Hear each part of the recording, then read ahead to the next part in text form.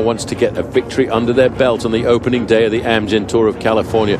A lot of people think it could be this man, but this is not the time, Phil, to have a mechanical for Peter Sagan. He has stopped at inside of 10 kilometers to go, and look at him, 22 years of age, but no panic at all on this man. He lets the mechanic do his job. He's waiting. That's about 12, 13, 14. The chains come off there. 15, 16. That's a bad time check. That should have been normally between 12 and 14 seconds. You should change a back wheel like that. I had it on my little stopwatch there, Phil, about 20. He is not out of this bike race, though, because he's got himself back in. He can get himself very quickly up to the front end of the main field. The man who's finished fourth in Milan-San Remo, second Ghent-Wevelgem, as the field is wiped out, they're all together, and the man we've been talking about as winning the sprint is still chasing in the convoy behind now. And these riders will probably also know that Sagan has had a flat wheel.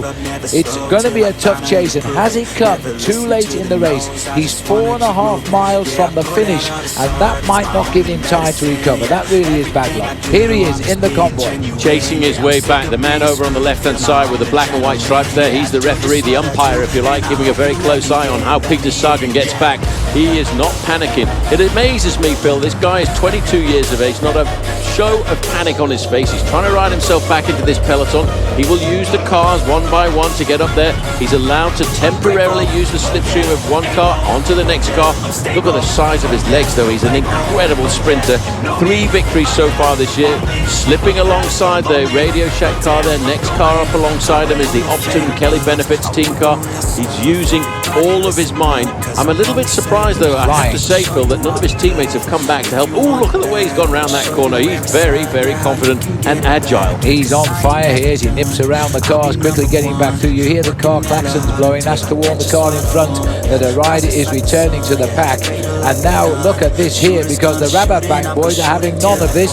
If Sagan gets back, he'll have to be very special, because they're riding now for Bling Matthews to try and win for them. There are 6 riders from Radio. There we go. There they are. I waited for him, but I'll tell you what, boys, he's coming up much too quickly. He'll wait for them now, and they will do whatever they can to pace him straight back up to the front end of the main field, because they've worked hard to bring back that early morning breakaway. Now all of a sudden they've been put into the back foot. They're against the ropes, if you like, in a boxing match. They've got to get him back up to the peloton and then to the front end of the peloton to try and show us why he's one of the fastest men in the world. Well, just looking at that now, Alessandro Vanotti and the American Ed King were the two who waited there as they now get him safely back into the bunch. Is it time enough? Some 3.5 miles to go. Here they come, heading up towards the finish. They are going to get in just in time. We'll take a break, then we'll take them to the finish. See you in a moment.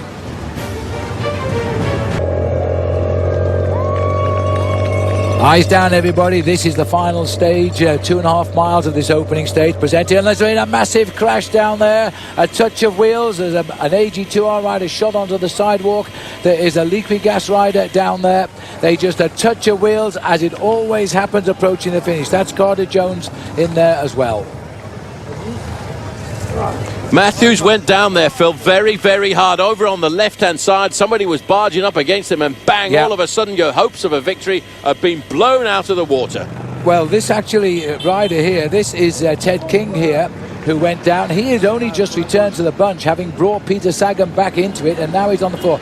And that is Bling Matthews, Michael Matthews of Rabobank. That's why they were racing to the finish, for him to sprint. Another look at it again here now. It was a little touch of riders by the Rabobank team riders there, and they wobbled off each other, took out the rider on the floor from Liquigas, and the result is that Michael Matthews himself has lost his chance here.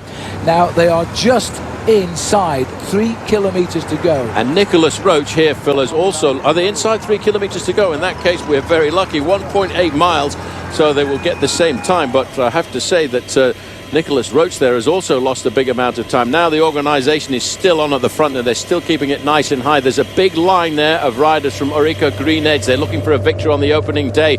You can see the chaos and the mayhem of a charge to the line. But poor old Bling Matthews, I reckon he was setting himself up for that one.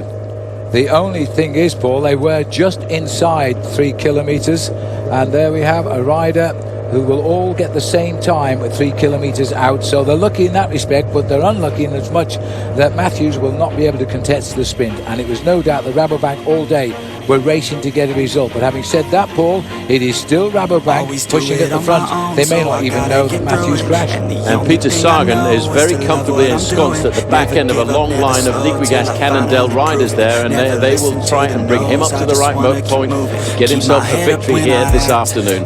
He is sitting there at the tail of his riders. You can just see him. He's got a white jersey with a red and blue band across the middle, champion of Slovakia, waiting for the moment when his team will try and open up the gap in front of him. There is one other potential rider on the Rabobank team who could win this in the sprint, Wilco Kelderman. Don't forget, we go under the 1 kilometre Kenda sign. This is now inside the last 1,000 yards of the race. Just looking down there, it is the Orica Green Edge team who are beginning to apply the tourniquet. Well, they're really lifted it up now. This is the last moment when you've got to really keep the pressure nice and high, take the speed up to around about 30-40 miles an hour. This guy here from Green Edge is giving everything he can, but everybody is lined up behind him in 4th, 5th position there. You can see Peter Sagan. He is comfortably in the right position now and he's getting a good lead out from a teammate. We're underneath the Highway 101. We pop into our vision. Sagan has gone into 2nd place here. The man who punctured only 5 miles out from the finish, and Tom Bonin is up there behind him as we go to the other side of the tunnel. His Liquigas boy is running on adrenaline here. He certainly is. You can see the line now. Looked over his shoulder. He's waiting for that last little bit of a kick for the line, but he's right in the middle. As they come up towards the line, Peter Sagan is going to get it. Can you believe that? From a puncture to victory on the day. Bonin is there as well. I'm not surprised that Liquigas boys are saluting this one, because they turned a potential disastrous day into a victorious one. And Peter Sagan is the winner today. He'll pull on the first race leader's Amgen yellow jersey. Well, he certainly will there. The team did a great job there, felt well organised. He got a wheel change, not a very fast wheel change, but he never panicked. He waited for the mechanic to get the job done, got back into the convoy of cars, and once he came to the finish line, the team put him into the right place, opened up the doors in front of him, and I'm not quite sure what he's pointing at there, but he's very, very happy to greet the crowd here in Santa Rosa with a brilliant victory. His 4th of the year. Yeah, it was his 4th win in the Amgen Tour of California. It was also his 4th win of the season. And look at that, he really did pull away in the end. And no challenge at all, and also no sign of Tom Bonin. Gren van Avermaet was trying to get up there, because that is Heine Kausler with the E on his back for Garland Barracuda.